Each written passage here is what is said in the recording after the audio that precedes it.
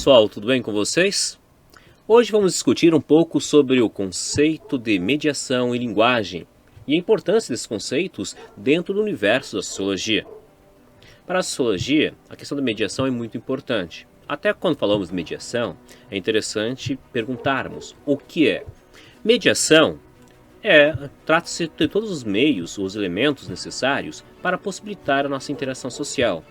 Ela vai estar ligada, aqui no caso, com o campo da comunicação, que por sinal é muito vasto. Poderíamos falar que todos os meios midiáticos são mediações, são formas, instrumentos pelos quais nós nos comunicamos, expressamos o nosso modo de ver e perceber as coisas. Para entendermos e trazermos melhor essa discussão, nós vamos discutir um pouco um dos capítulos do Manual de Sociologia da professora Cristina Costa, aonde ele começa falando sobre a questão do Narciso e a mediação. Trazendo a questão do mito Narciso, nós temos a história de um jovem que era apaixonado por sua imagem. Era tão apaixonado por sua imagem que ele, no caso, acabou se afogando nas águas dos rios que espelhavam essa imagem. Você poderá pesquisar sobre as versões de tudo isso, que existem várias, por sinal. Mas para nós, a grande questão aqui é saber quais são os significados, as interpretações possíveis e como podemos trazer isso para o campo do universo da sociologia. Para começarmos, uma das possibilidades de interpretação, nós temos a questão da paixão por si mesmo. É uma das interpretações possíveis. Um indivíduo que é apaixonado muito por si mesmo, chamamos de narcisista. Outra questão pode ser justamente o problema das imagens, o quanto elas podem ser enganosas para nós, iludindo nossos sentidos, nossa percepção de mundo. Quando, por exemplo, poderíamos citar como exemplo no nosso contexto, nós falamos das mídias sociais, nós temos um conjunto de imagens que muitas vezes formam uma visão errada. Nós daqui a pouco poderemos estar lidando justamente com um perfil falso, o que torna-se um problema. Então, nesse caso, a imagem é vista como um engano. Outra interpretação possível, nós poderemos verificar, trazendo, o que torna-se muito importante para a comunicação e também para a sociologia, é buscar perceber a imagem como uma extensão do indivíduo. O que isso quer dizer? Quando percebo e me reconheço na imagem do espelho, eu consigo ter a simbologia, o entendimento, a representação, o processo cognitivo que indica que aquela imagem corresponde à minha pessoa, à imagem que tenho de mim mesmo. E com isso nós temos, no caso, a possibilidade de retratar, de pensar nos nossos sentidos, nas emoções, na nossa identidade. O que torna-se fundamental quando nós falamos de sociedade, da relação do indivíduo, sociedade, relação do indivíduo com os outros. E quando nós falamos no universo de ciências sociais, isso se torna muito importante. Tanto é que uma das contribuições que vem de Jacques Lacan, ele diz o seguinte, ao trazer sobre a questão do mito Narciso, que a imagem ela se transforma num meio onde podemos vivenciar processos emocionais e cognitivos. Através da imagem, nós temos a possibilidade de nos comunicarmos com a nossa própria interioridade e com os outros. Ou seja, a imagem possibilita um processo de abstração, um processo cognitivo importante para o nosso desenvolvimento, para a nossa capacidade simbólica, que é fundamental quando falarmos, adiantando um pouco, falarmos da cultura.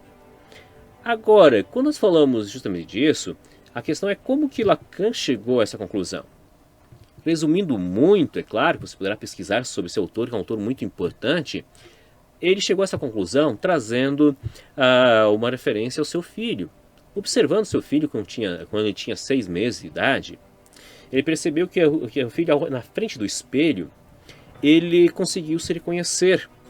Ou seja, a criança ainda não andava, mas já conseguia perceber, começou a perceber que aquele ser que estava à sua frente era ela.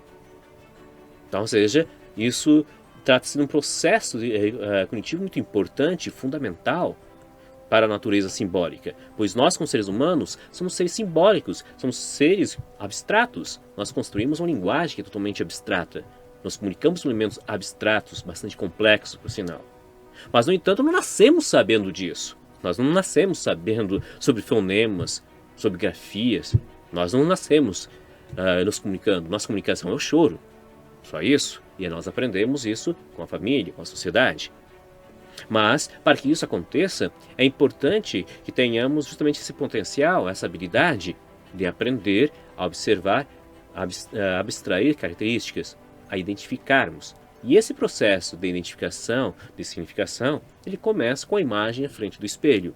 Por isso que nós usamos justamente o mito Narciso para buscar entender esse processo.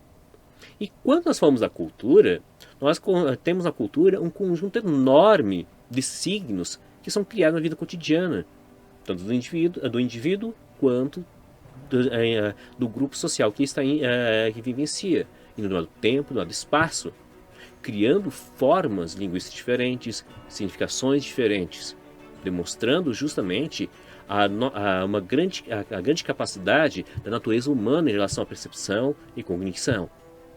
Torna-se fantástico esse elemento. E aqui entra a questão da sociologia, porque ela vai se ocupar justamente não somente com a ação do indivíduo, mas como que essa ação ela é determinada em função do que nós pensamos, a maneira como sentimos e expressamos a forma de ser.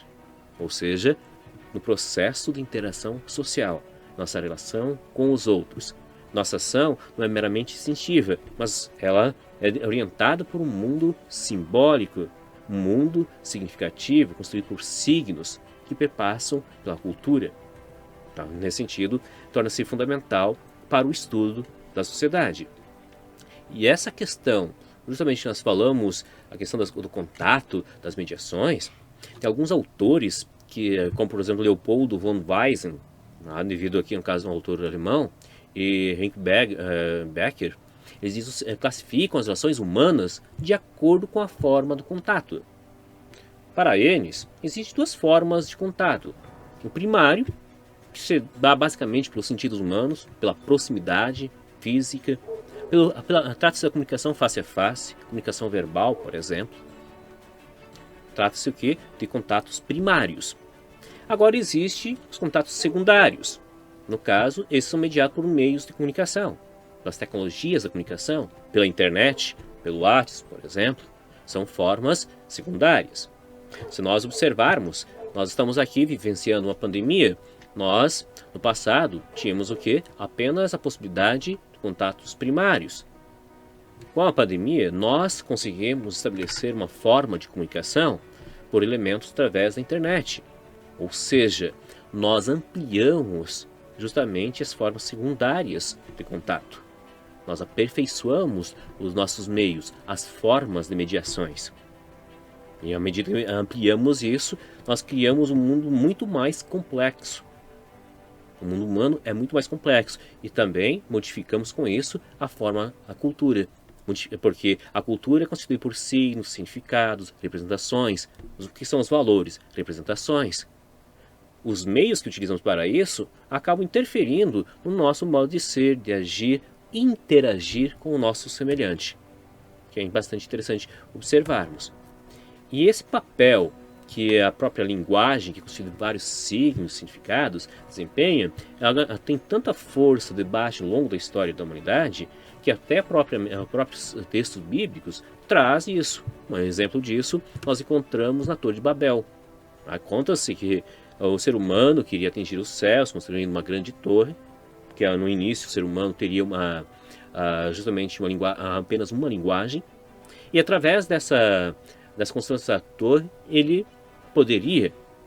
No entanto, ele recebeu como castigo, ele recebeu o quê? A divisão, uma divisão de várias outras linguagens, e com isso os seres humanos não conseguiriam mais se comunicar.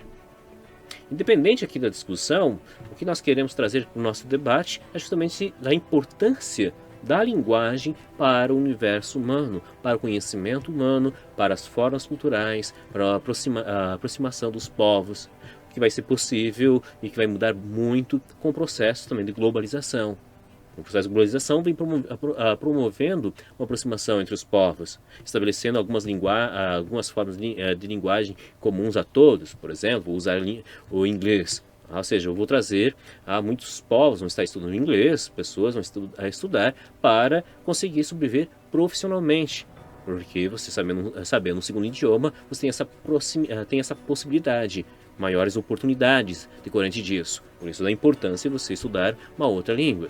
E no caso hoje, uma língua bastante comercial, onde você vai comunicar-se como uma empresa. Agora, o fato, no passado já haviam outras. Houve épocas que era o latim. Agora, quando nós falamos na linguagem, nós percebemos nitidamente que ela está em constante mudança, em constante mutação. Com isso, nós vemos, por exemplo, hoje, devido aos fatores globalizados, muita coisa própria em língua inglesa vai mudar, para justamente possibilitar uma forma de comunicação, para possibilitar a comunicação entre os povos. Então, os meios, a globalização e ainda mais com as redes de comunicação através da internet, esse processo torna-se muito mais acelerado, modificando determinados padrões que anteriormente estavam restritos ao contexto regional. Então aqui passamos a ter um debate entre o regional, o global, a própria música, os estilos, tudo isso vai mexer com o universo simbólico humano, com as formas de comunicação. Então, ou seja, torna-se um elemento muito interessante. E aí, interessante trazer um pouquinho da reflexão, pensar um pouco dos primórdios da humanidade. Ou seja, quando nós falamos aqui inicialmente, podemos falar como que acontece os povos antigos, ou seja, como que foi evoluído, como foi possível chegar à linguagem, tanto escrita quanto verbal, como foi possível chegar a isso. Tem alguns autores, por exemplo, tem um historiador italiano, ele menciona que a grande importância, tudo isso foi possível graças a uma habilidade que está muito presente, faz parte dos nossos dons, que é a observação. A observação é um elemento indispensável. Porque através da observação, o ser humano, através da caça, por exemplo, observava vestígios e com isso vai registrando, chegando a um ponto que vai registrando, vai construindo uma linguagem através de símbolos e vai aperfeiçoando até chegar a uma linguagem mais abstrata, até chegar ao alfabeto e posteriormente chegar, inclusive, à própria linguagem escrita, a qual é percebida como uma tecnologia cognitiva. Uma tecnologia cognitiva que possibilitará, nesse sentido, uma organização racional, sistemática e sequencial do conhecimento. Ela torna-se fundamental nesse processo. Então a linguagem, ela nos possibilita isso. As várias formas de linguagem. Então, ou seja, os itens principais que nós discutimos, que a autora nos traz, são esses. Qual a importância da linguagem, como ela se desenvolve, como ela se transforma. E uma pergunta, como que ela é modificada com o surgimento das tecnologias da comunicação. Esses foram alguns apontamentos bem gerais que trata o texto que foi deixado para vocês na Classroom. Nos próximos estudos que nós teremos, nós veremos justamente a forma como você vai se apresentando, vai se aperfeiçoando a linguagem e os meios de comunicação, a maneira como eles vão se aperfeiçoando e como isso vai se tornar uma indústria, que chamamos de indústria cultural. Até a próxima, pessoal!